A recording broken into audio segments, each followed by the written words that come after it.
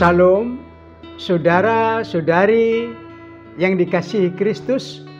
Jumpa kita pada kesempatan ini dalam renungan harian GKI Kuitang. Hari ini Senin 10 April 2023 bersama saya Pendeta Emeritus Arti Sembiring. Bahan firman Tuhan yang kita renungkan pada kesempatan ini terambil dari kitab 1 Samuel 16 ayat 12b sampai 13. Saya bacakan untuk kita firman Tuhan ini demikian. 1 Samuel 16 ayat 12b sampai 13. Lalu Tuhan berfirman, "Bangkitlah, urapilah dia, sebab inilah dia." Samuel mengambil tabung tanduk yang berisi minyak itu dan mengurapi Daud di tengah-tengah saudaranya. Sejak hari itu dan seterusnya berkuasalah roh Tuhan atas Daud. Lalu berangkatlah Samuel menuju Rama. Demikian firman Tuhan ini. Berbahagialah kita yang mendengar firman Tuhan dan yang tekun melaksanakannya. Amin. Dari firman Tuhan ini, tema kita berbunyi, Raja dilantik tanpa semarak. Raja dilantik tanpa semarak. Saudara-saudari, di setiap negara, pelantikan pemimpin negara seperti presiden, perdana menteri, itu merupakan peristiwa yang sangat meriah. Bahkan kemeriahan dan semarak pelantikan itu sudah sepantasnya begitu megah agung. Karena itu turut mengungkapkan kedaulatan, kejayaan negara itu. Saudara-saudari, Israel bukan saja sebagai umat Allah, tetapi telah memenuhi syarat menjadi satu negara sama dengan negara-negara tetangganya, negara-negara lain. Karena Israel sudah mempunyai teritorial, sudah mempunyai undang-undang, dan pemimpin pemerintahannya juga ada, yaitu raja. Ada keunikan pelantikan Raja Israel. Tidak dalam satu upacara meriah dengan berbagai undangan yang hadir. Saul, raja pertama, dilantik, diurapi oleh Samuel menjadi Raja Israel, lebih bersifat pribadi. Demikian juga Daud diurapi menjadi Raja Israel tanpa suatu upacara, bahkan secara sembunyi. Samuel mengurapi Daud menjadi raja secara sembunyi. Tetapi ada satu makna pengurapan itu, yaitu roh Allah berkuasa atas mereka, atas Saul, atas Daud. Roh Allah memberi hikmat, kepintaran, keterampilan, dan kekuatan. Roh Tuhan menyertai raja yang dilantik itu sepanjang mereka hidup dan memerintah dengan rasa takut akan Tuhan sesuai dengan ketetapan dan firman Tuhan.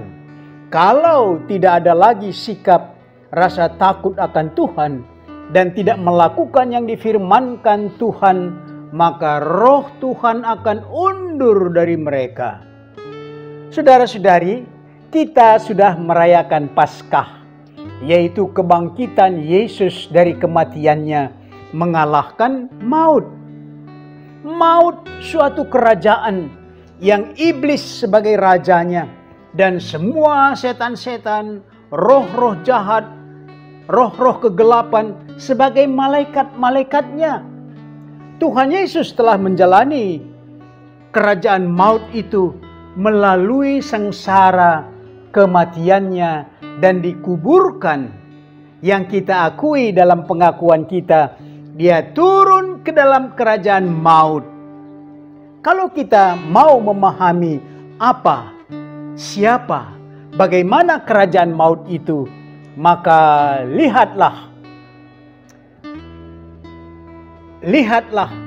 dalam seluruh kehidupan Yesus dari Bethlehem sampai Golgota.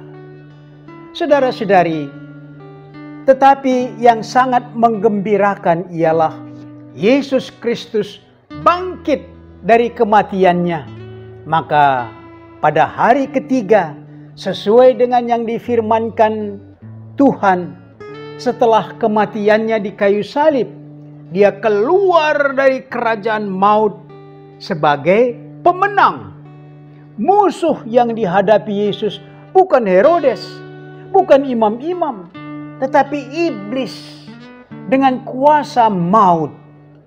Saudara-saudari, kebangkitan Yesus Kristus dari kuburnya adalah pelantikannya menjadi raja, penguasa, pemerintah, baik di sorga maupun di bumi. Kita lihat apa yang dikatakan oleh Tuhan Yesus dalam Matius 28 ayat 18. Tidak ada seremoni pelantikan itu di tengah masyarakat. Dia dilantik seperti Saul, seperti Daud, diurapi menjadi raja Israel tanpa semarak duniawi. Kekaisaran Romawi dalam diri Herodes merupakan penguasa dunia pada zaman itu, telah berusaha menghentikan kehadiran dan kekuasaan Raja Mesias ini. Tetapi segala usaha manusia dan penguasa pada zaman itu telah dilangkahi oleh Yesus Kristus melalui kebangkitannya. Yesus menang bukan mengalahkan Herodes, tetapi mengalahkan maut. Dia menang dari maut. Kita merayakan Paskah, yaitu merayakan pelantikan Yesus menjadi raja di sorga dan di bumi. Bukan untuk suatu periode 5 atau 10 tahun, tetapi pemerintahannya kekal selamanya. Kita merayakan Paskah sekaligus mengakui, menerima Yesus sebagai raja yang berkuasa untuk kehidupan kita, baik di bumi, baik setelah kita meninggalkan dunia ini, masuk ke dalam kerajaan sorga. Dia adalah raja di sana. Selamat Paskah. Mari kita dalami renungan ini dengan pokok-pokok sebagai berikut. Pertama, kita saling mengucapkan selamat Paskah. Apa isi ucapan selamat itu? Kedua, pengharapan apa yang terkandung dalam Paskah bagi Anda? Pengharapan apa? Yang ketiga, coba sebutkan dengan singkat kalau Yesus tidak bangkit. Mari kita berdoa. Bapa Surgawi, kami merayakan Paskah karena dengan Paskah kami menerima kemenangan yang sejati. Karena Yesus bangkit, ada hari esok. Kami menjalani hari-hari kami dengan banyak suka duka, namun kemenangan tetap menyertai kami. Inilah pengharapan kami dalam Kristus yang bangkit. Amin.